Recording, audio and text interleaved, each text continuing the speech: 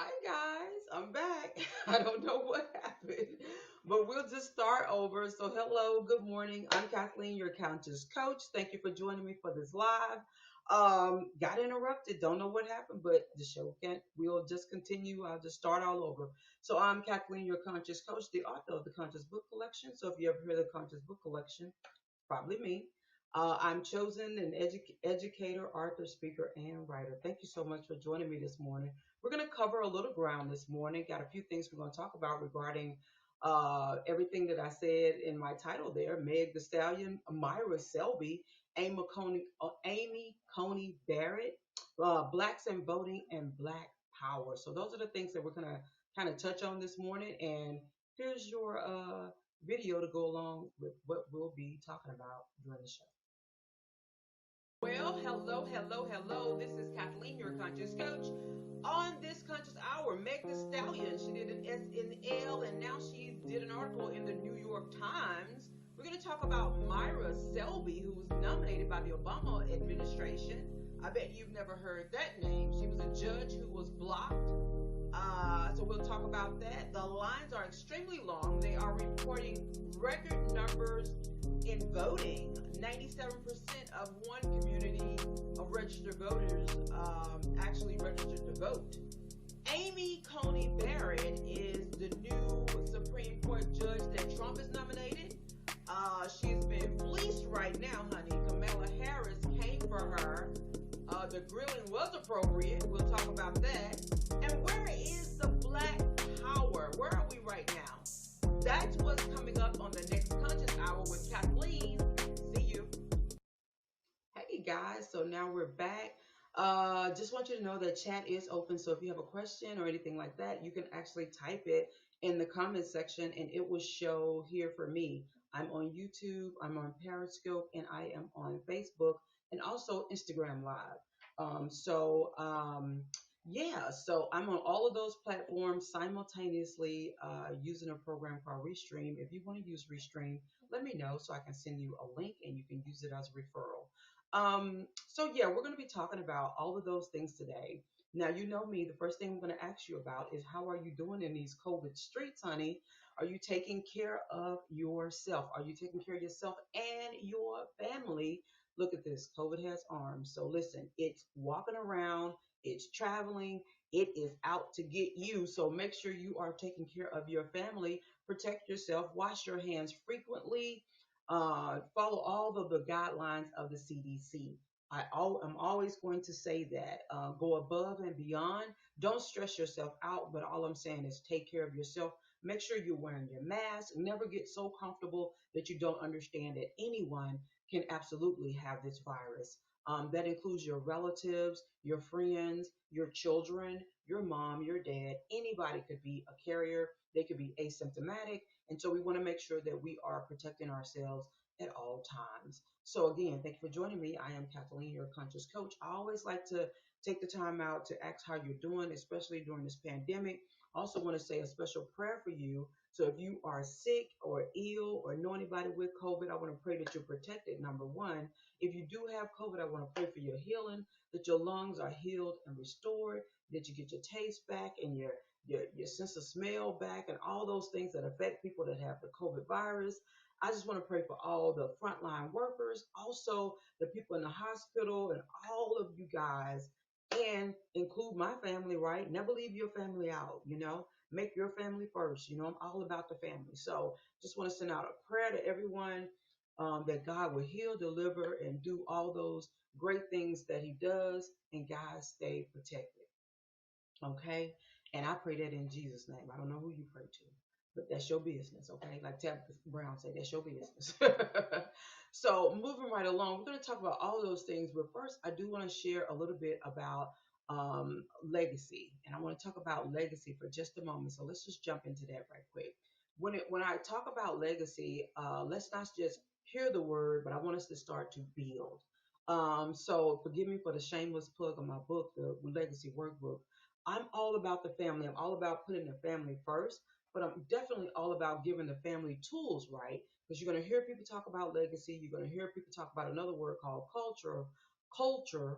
but you won't hear them talk about the tools that we can put in place and things that we can put in place to help build our families up, right? We come from a slavery black background, right? So we don't share the same experiences as nobody else, as anyone else in America, except for the Jews who suffered through Holocaust and all of that. But as far as on American soil, we are the only ones who share this history of being slaves. So definitely that puts us in a position where we are basically disenfranchised, or we lack all of those building blocks that a lot of other races have. So while I'm doing my shameless plug of the Legacy Workbook, it's all about creating lasting bonds within the family, which is super important.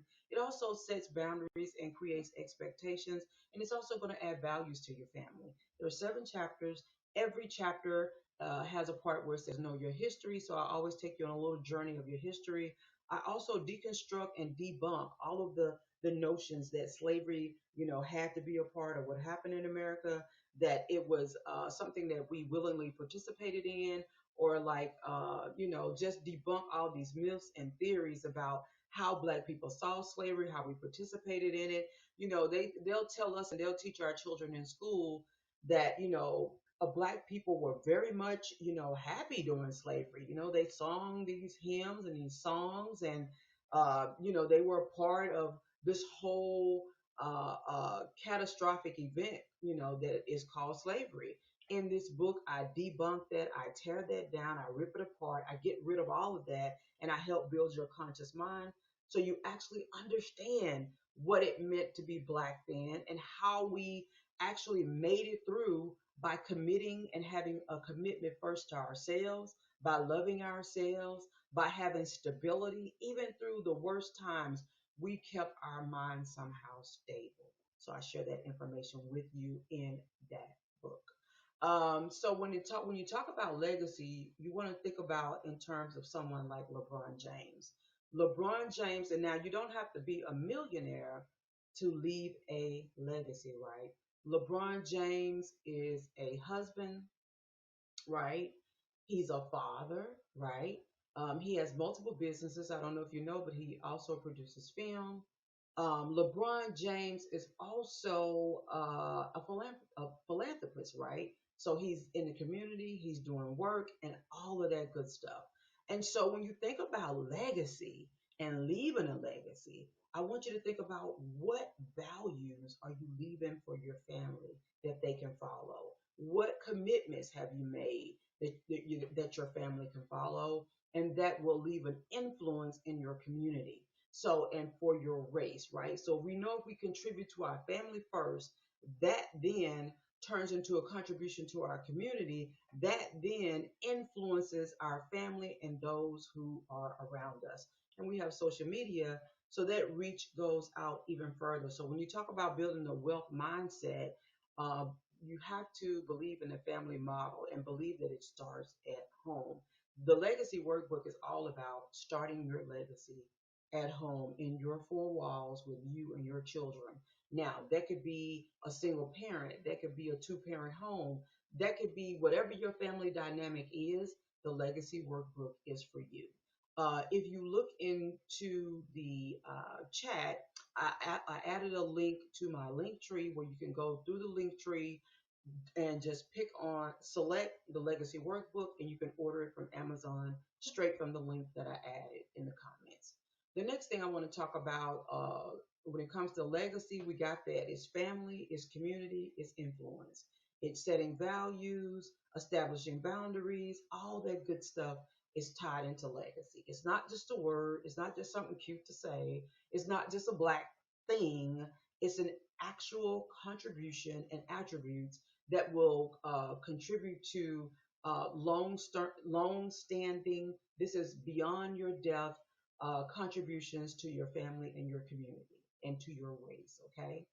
Culture. When we talk about culture, I just want to say this. When we think about the Black culture, a lot of people, as soon as they think about Black culture, they think about dancing and acting out, being loud, barbecue, stepping, whatever the things you think about. I want us to focus on our culture and really build some richness, right? So how do we shift into being culturally rich? Now, a lot of people look at black people too as being super, super religious. We stay in the church, we love God. God is good all the time, all the time. What? God is good. So there are some things that people look when, I hate to say stereotypes, but there are some stereotypes. Some of those are negative. And so we want to start looking at how do we shift. And in order to shift, we have to learn, right? So learn about Juneteenth. Learn about things that we can do as a culture that'll tie us closer together. Learning, I think learning needs to become a new mechanism in which we meet. So just, learning about cultural influences, learning about Black inventors, having a Black inventors conference, if you will. Just everything that we do, let's make it a cultural advancement and not a cultural norm that society has affixed to us, right? So we're more than twerking, we're more than dancing, we're more than rapping. You can become a millionaire by being a doctor. You can become a millionaire in many different ways by developing products. You can become an engineer. All types of things that culturally we need to just start getting involved in. Even with our HBCUs, that's a big part of our culture, right?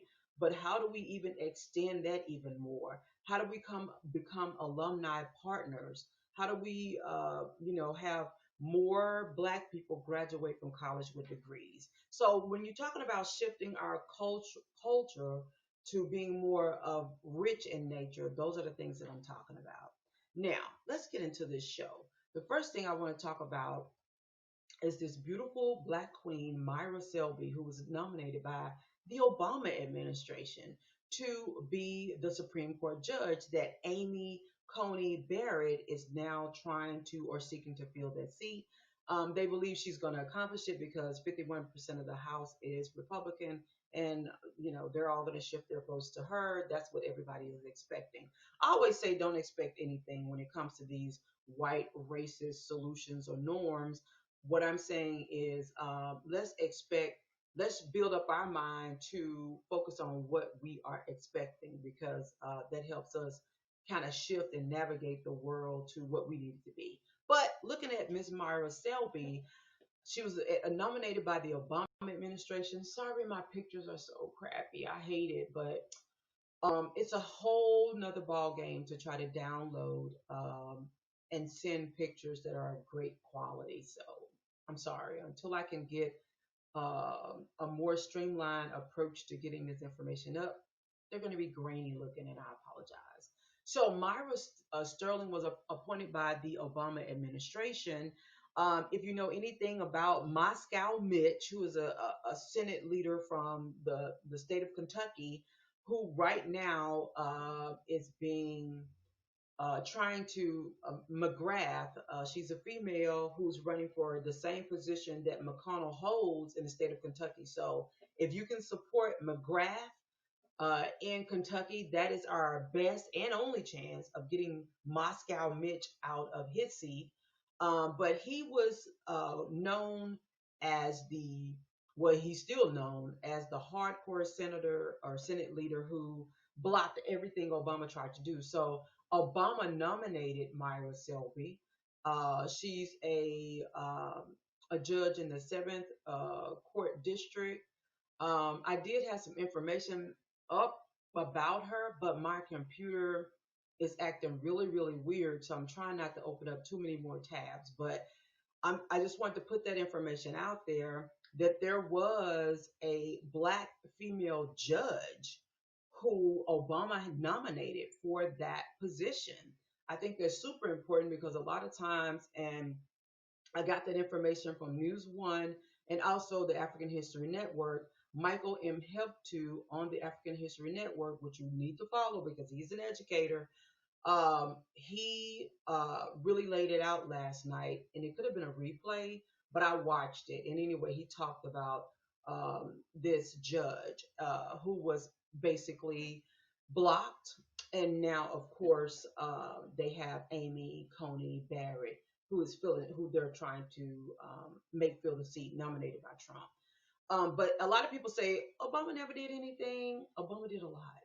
In fact, the platinum plan that Trump is touting that he's putting in place right now is basically the HBCU part of it is him reinstating the Obama plan that was already in place that he let lapse.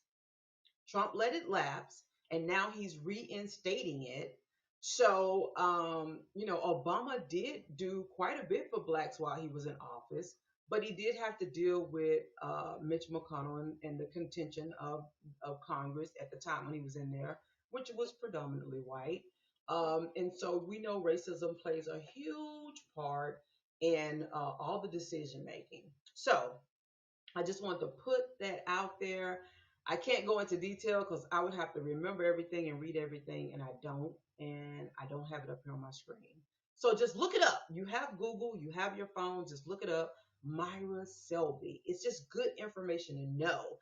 And this, kind of leads me also to have the conversation with us about how to really step our game up and get involved in politics and to stop kind of being led by lies. So we really have to jump in there and find out all this information, become self learners, right? We have Google and we can search for credible resources and basically learn more about all of this when it comes to politics. Okay. Another good way to learn information is volunteer. Volunteer to help and support, and you'll learn a lot of information. Another way is, let's see, I wrote some little notes here. Yeah. So I think this is a good time for us to benefit from being black. I really do. I think it's a really good time for us. We're learning. We're learning how to educate ourselves. We're learning how to be a part of the process. We're learning all of this. And I think it's super important. And I think it's super cool that we've gotten to this place where we're just not living in America, but we're participating. So speaking of participating, so Myra Selby, we see you, girl. So speaking of participating, they are reporting record numbers of votings. So let's see. I thought I had something up here for that. Okay. So voting is happening in record numbers. Now, I don't know if you follow Roland Martin, but Roland Martin did a drive-by yesterday, and he basically showed us how, what did I just do? Okay. Yeah, he basically showed us, I had a little caption here. He basically showed us how people were voting like out of the wazoo. One county in Texas says, look, Texas County says more than 95% of eligible voters are registered for this election. Over 95%.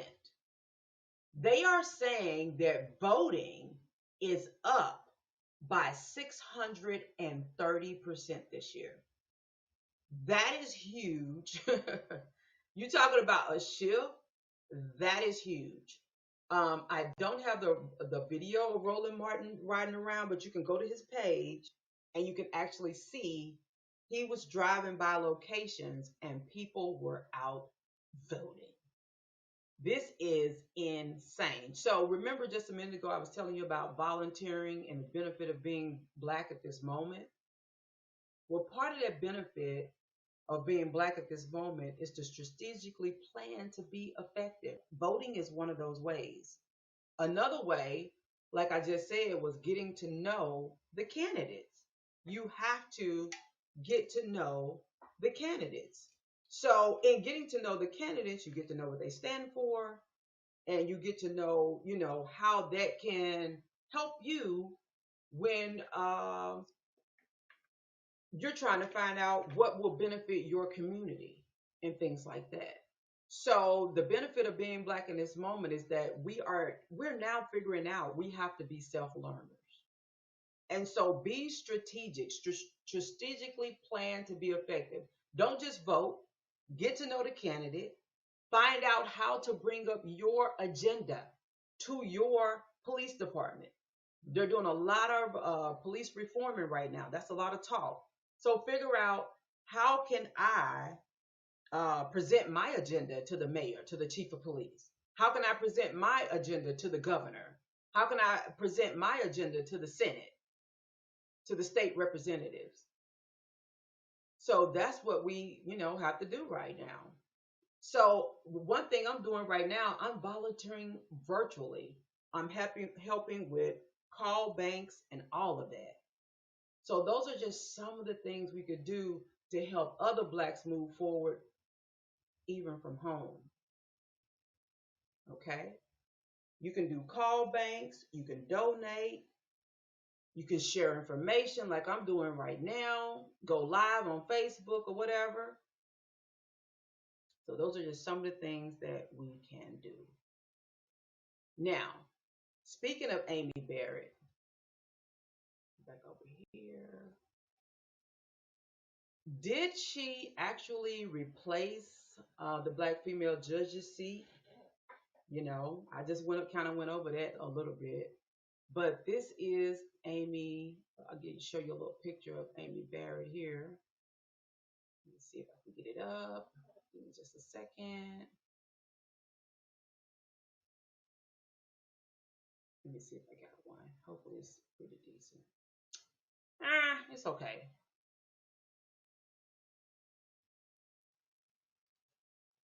So this is Judge Amy Barrett.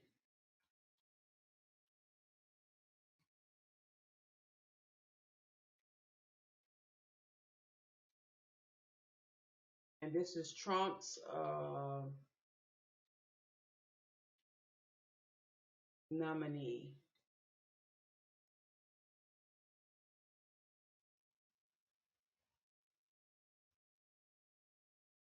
So this is the lady who right now, this is Trump's nominee.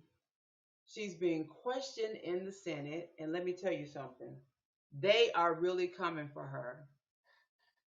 The Senate, the one lady in the Senate, Feinstein, she really questioned her. The main concern is Roe versus Wade. Is she trying to overturn the decision? Is she for abortion and women not having the right to choose? Because that's major. And so she was questioned very well yesterday. I'm not going to say harshly. She was questioned very well yesterday. And I think they did an excellent job. One of the things that happened was,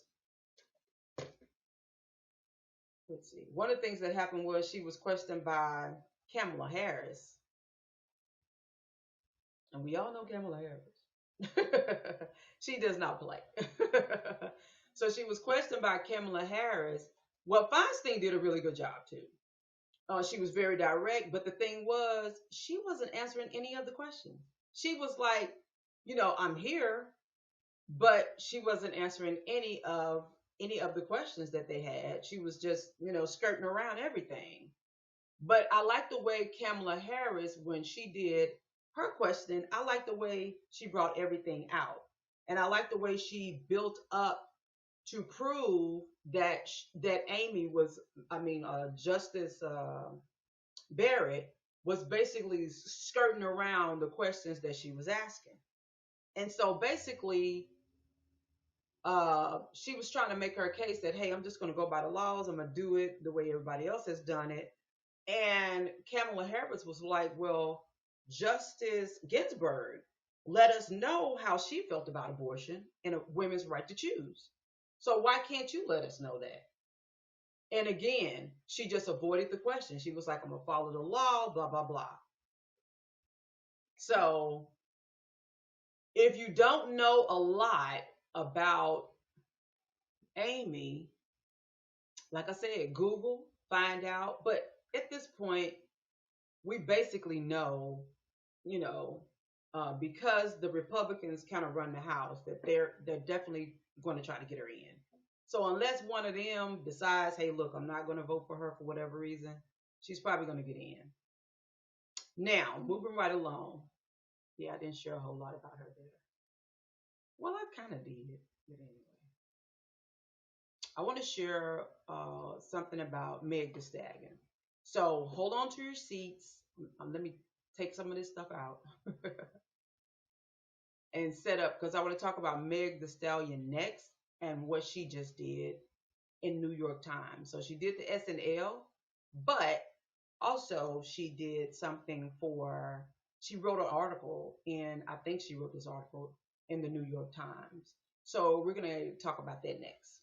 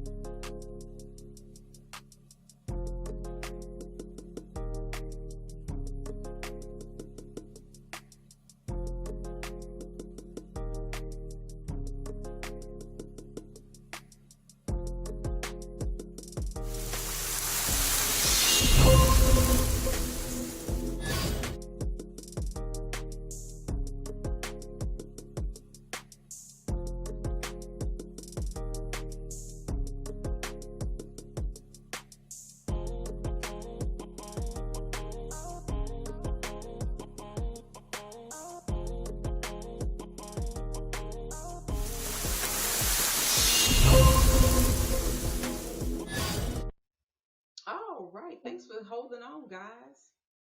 So, Meg the Stallion. We all know Meg the Stallion. I'm the savage. Classy, something, whatever she say, child. Ratchet. Something, something, whatever. Meg the Stallion did SNL. Is it, and what the question is it possible that this is a transfer of power? Can she speak for us and twerk? So if you don't know who Meg the Stallion is, this is her SNL look. She did a thing at the end where she kind of raised her voice for black women. Like protect black women at all costs. And she basically threw Daniel Cameron under the bus where he really needs to be because he's the one that, messed up the Breonna Taylor case. And so Meg the Stallion is that performer known for twerking, and they all have naked, so that's what they do. But recently, she wrote an article, or she was featured in the New York Times.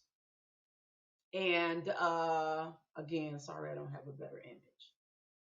And according to this, she wrote an article. Is really talking about how black women are not embraced, this message of racial injustice. And it's, like I said, it's in the New York Times, so you can Google that.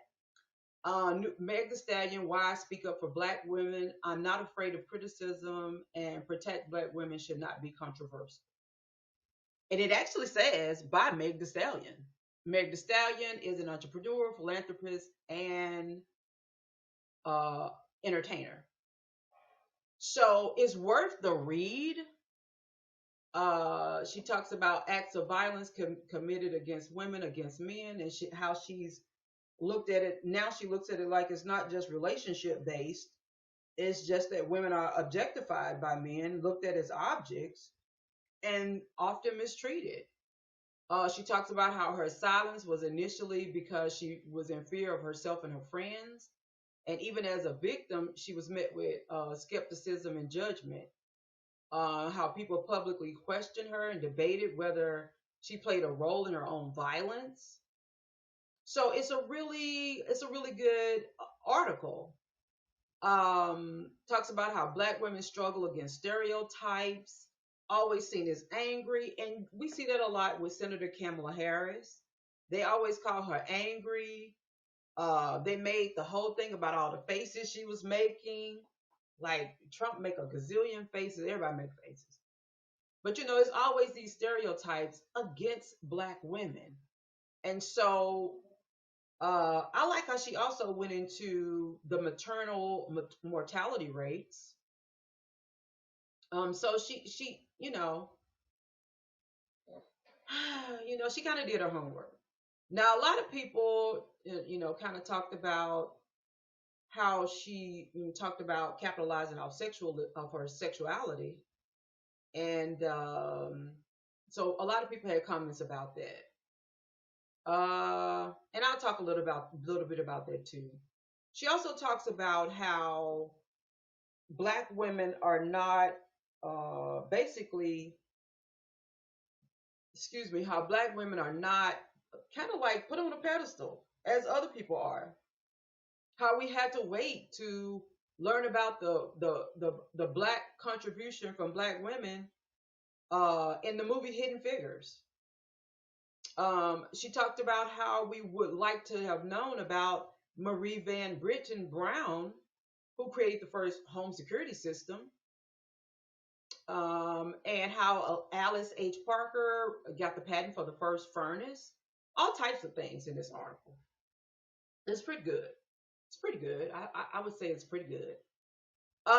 What I will say too, though, is that at the end, I don't know why we have this thing where we always like to throw ourselves back into pain and trauma, or I don't know. But at the end of the article, she wrote all of that, and all of it was good. She talked about Shirley Chisholm, Loretta Lynch, Maxine Waters, and even how Kamala Harris is running for office right now. But at the end, she actually put, but that will take time, and black women are not naive. We know that after the last ballot is cast and the vote is tallied, we are likely to go back to fighting for ourselves, because at least for now, that's all we have.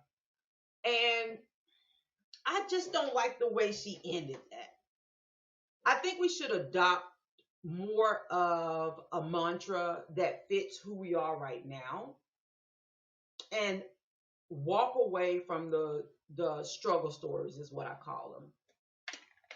I know we like a good pain point, but I think we need to walk away from the struggle stories, so to speak. So yeah, read it for yourself and tell me what you think about it. I thought it was overall a good article. Don't agree with capitalizing our sexualism. I believe that we should definitely, and a lot of people like to compare that to, well, the rappers do it. Well, they shouldn't do it. Let's start there. Like they shouldn't be capitalizing off of black women and all these negative sexual, overly sexual images of black women. So I'll end this with saying this. This is what I want us to learn from all of this. Like I said, volunteer, do the work, grab my legacy workbook, shift the culture. I always have a problem saying that word. And but I'll end it with this right here. Now everybody knows what Malcolm X said, and everybody knows what Malcolm X meant, and everybody knows it was very, very fitting. But I want to encourage us to say this. Instead of saying what Malcolm X said, which he was right, you see how I blacked that stuff out, right? He was right. It was fitting at the time. But now let's say this. The most respected person in America is the black woman. The most protected person in America is the black woman. And the most elevated person in America is the black woman. I want us to speak it into existence. I want us to change laws. And remember, still justice for Breonna Taylor. Guys, thank you so much. I want you to